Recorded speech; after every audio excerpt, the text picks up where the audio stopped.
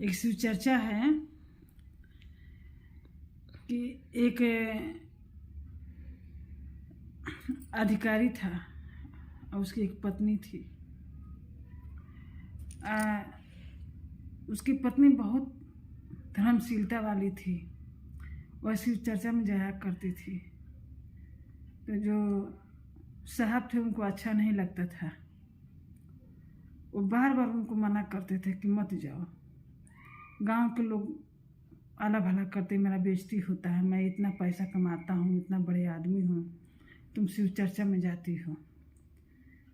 उनकर एकदम मतलब आदत रहे शिव चर्चा में जाए वाला। उसी बिगड़ शिव चर्चा का रह ना पावे, भक्ति भजन में लीन रहे, उनकी बेइज्जती होत रहे।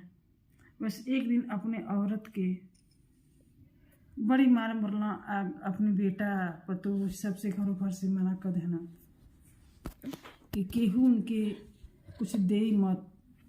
देखी कैसे शिव चर्चा में जानी, कैसे शिव चर्चा में जानी। तो 5 दिन तक न उनका बेटा पतो केहू उनके कुछ ना दे। अब कहना कि देखी इनके न पैसा मिली, न कपड़ा लत्ता मिली, न खाए के मिली, कुछ ना मिली, तो इस चर्चा में ना जी हैं।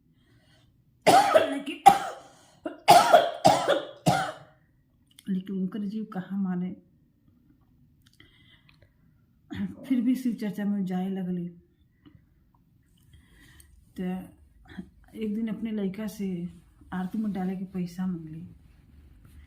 उनका लड़का कहना कि पापा कमात हूँ, पापा ना देते हूँ तो हम काहे के दिन, जा मांग ले पापा से। बेचारी पटा गई। 5 दिन में उनका सारी शरीर के एकदम गंदा हो गया। तो अपने पतो है कि यहाँ गई, कहले कि ये बहू अपन छोड़का सड़िए हमके दे तू, तो हम पहन के चल जाए। उनका पतो है कहने कि पापा कमात हम उनसे खरीदवा नहीं, हमारे पास ना है हम आपके दिन वो ना थे नहीं। तो अपनी बेटी की यहाँ संदेश भेजनी कि हमारी बिटिया आ जाए तो उसे कुछ दुख सुख कहा। बिटिया कहने कि हमारे लड़का स्कूले जाता, हम मर्द ऑफिस जाना, हम ना आ पाए। बेचारी बड़ी परेशान हो गई। नहीं अपने भाई की यहाँ संदेश भेजनी कि भैया होता तो हम नैहर चल जाए, तो वहीं शिव चर्चा देखी, भैया के यहाँ खाए पी के कुछ पाई पहने ओढ़े के। उनकर भैया कहना कि सोचना उनकर भैया कि अहें तो पता ना साल भर कि 6 महीना रही हैं कि यहाँ आके। तो उनकर भैया सोचना कि अहें तो न जाने कितना दिन ले रही हैं, हमार मेहरू लेकर बड़ा घुसरी ठुस रही हैं, हे मन के कोनो बहाना कर दिए। तो कहना कि हमारे पास टाइम ना है तो के लिए आवे फर। बस बड़ा दुखी हो गई। एक दिन गई शिव चर्चा में, वे जौन गंदा फंदा पहने रही वे पहने गई, फिर अली शिव जी का फोटो उठौली और लेके कहले कि हे शिव जी, अब हम सबसे भर गई, सबसे अघा गई, हमके अपन चरण में अपने शरण में ले लें। अब हम केकरी सहारे जी हैं, जिए के मन ना कर रहा प्रभु। अब हमारा बचल खुचा जिंदगी आपके अर्पण है, बस भगवान उनको प्राण ले लेना। बस वो खत्म हो गई। जब खत्म हो गई तब अब उनका आदमी सबके हुआवत है, अब सबके हुआवत है, उनके आगे रोवत है। दुआरे से आवेले हरिया मोरो रे, आंगनवा भैले हो खा, उठ उठ सोहागिन धनिया, चरचवा जहु हो राम, उठ उठ सोहागिन धनिया। चरा चावा जाहू हो राम।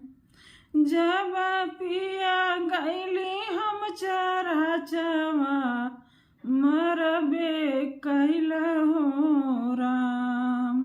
शिव जी के सजा बरियतिया लवटी के नायबो हो राम। शिव जी के सजल बरियतिया लवटी के नायबो हो राम। अब उनकर लड़का आइला। बाहरे से बेटा मोरे आइले पजरावा भैले हो खान। अरे उठो उठो माई सोहागिन पैसा वाले हो राम। जब हम मंगली पैसावा रुपया बना दिहल होला। शिव गुरु के सजल बरियतिया लवटी के नायबो हो राम। शिव गुरु के सजल बरियतिया लवटी के नायबो हो राम। आंगना से बहू मोरे आइली पजरावा भैली हो कार। उठो उठो सासु सोहागिन चुनरिया लेहू हो राम। जब हम मंगले चुनरिया चुनरिया न दिहलू हो राम।